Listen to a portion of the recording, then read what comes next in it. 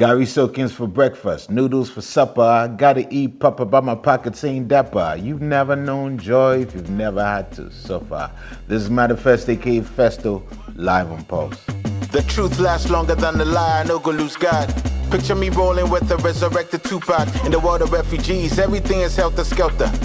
Dead presidents for food, clothes, and shelter. I think I had inclinations towards music very early in life, but that was not the story. Those were the seeds that were sown. I think the first story was hearing Konimo play to welcome my grandfather when I was like, 6 years old.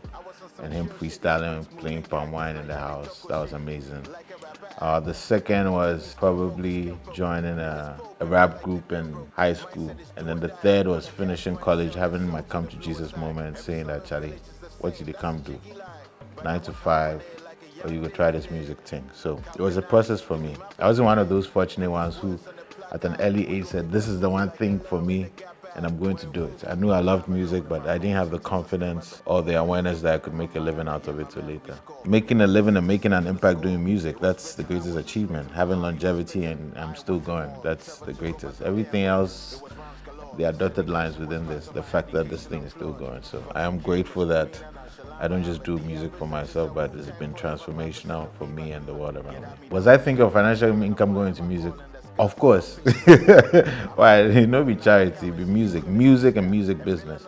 Making music I'd have made anyway, but choosing to make a career out of it, I had to think of the music business. If after a few years it wasn't panning out financially, I would have quit. 5 songs that definitely I think I sometimes sit and say, hey, let me do this song. One has to be Suffer. You've never known joy if you've never had to suffer. It's over the years, it just gets increasingly incredible. Another has to be Some Wavy because it also just has a certain vibration that never seems to die off. And it also epitomizes how they like mix the hip hop with the African music, the tree pigeon English thing. No Shortcut to Heaven because a lot of people will forever live their lives through that. Shout out to Bravo. Love you, brother. Invisible. Nobody sees me. Goodbyes in my eyes. Nobody greets me.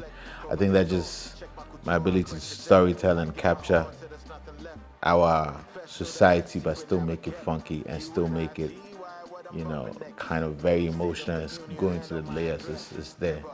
Number 5, I don't know, probably one of these love songs, man. I don't know. Anyway, one of those things. Shout out to you. Kim P.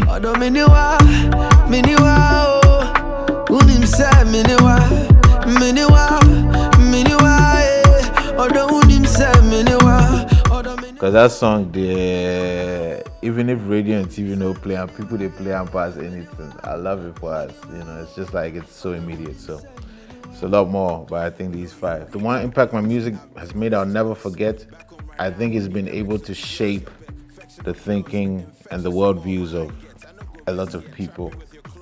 At least anecdotally, that's what people tell me. And I think people were listening to me when they were in SS and university. I represented a certain philosophical worldview that those who really loved it, it helped shape them. Something I might have said about something triggered them. And I'm very grateful for that because music also did that for me. Music and other forms of art also shaped my worldview. And so I think it's important that I've progressively been able to impact some people. Breaking points that almost shattered me in my career. I will say there was a period of time, it was probably like a 3-year period of time in which, even though things were moving, I think I lost a bit of my way. I think I always thought very continental and globally. And at some point, I think I got sucked into the Ghana rabbit hole a little bit. And when that happens, you start noticing everything. You start noticing a lot of the oppositional voices. The people are like, oh, this is that. So I wouldn't say anything dramatic happened that shattered me, but I think I definitely lost my GPS at a little bit at some point. A time period in which, I started focusing too much on a smaller geography, which was never how I thought of music. I can't imagine a world in which the music just dies in me. So I don't think I will quit music, but is it possible that I change it being the main thing that drives my life? Possibly, probably. That is just how life day. At some point, I do so I don't want to do to make a living. I go do but I go do it.